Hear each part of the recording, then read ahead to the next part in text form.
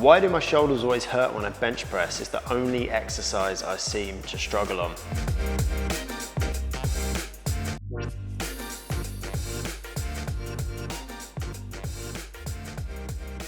Now, it's hard for me to say for sure. In fact, it's impossible for me to say for sure without seeing you bench press and maybe looking at some other diagnostics. But what I will say is sore shoulders on the bench press is super common, and I don't know if that's just because of the proliferation of bench press and the amount of people who bench press, but one of the biggest kind of form faux pas that you're likely to see in commercial gyms that I think leads to shoulder pain through the bench press is a flaring of the arms. Flaring the elbows or flaring the arms, and what I mean by that is kind of having your arms right up here is super common, and it's something you see in bench press, push-ups, dumbbell bench press, any kind of horizontal pushing. You'll see people lift this elbow right up and then perform their pressing exercise. So on the bench press, it almost ends up looking like a kind of guillotine. You've got your arms right up here and you're bringing it down there. And it's the same thing with push-ups. You've no doubt seen people do it. Their arms are right up here. What we want to be thinking about doing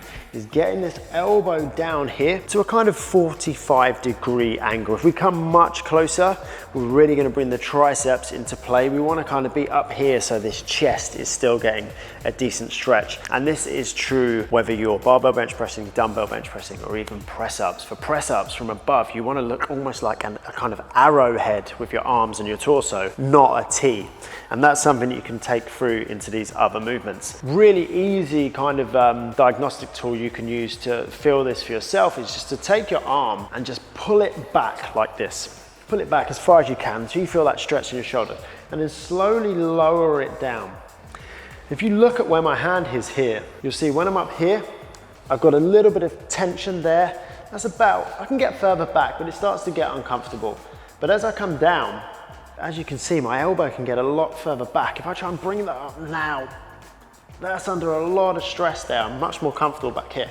So you think we're loading here, we're putting the weight on here with our elbow up. We're experiencing that same kind of pinch point, whereas if we just come down here, we can get back a lot further. Stopping the flaring of the elbow is kind of your first port of call. The next thing you can look at is shifting from the barbell to dumbbells. Dumbbells are going to give you a little bit more freedom, not just with your kind of elbows and what you're doing with your upper arms there, but also with what you're doing with your wrists. When we're stuck in this position, we're still kind of a little bit of a slave to this fixed range of motion that the bar is giving us there, or a more fixed range of motion versus two dumbbells. When I've got the dumbbells, I can turn my wrists, which is going to enable me to kind of bring those shoulders in a little bit more versus being here. Again, just these slight tweaks, but when we start adding weight, it makes a huge difference. So dumbbell presses give you that little bit more freedom to find a range of motion that's a bit more comfortable on your shoulders. Get those elbows down and just make sure there's no flare, and where we can,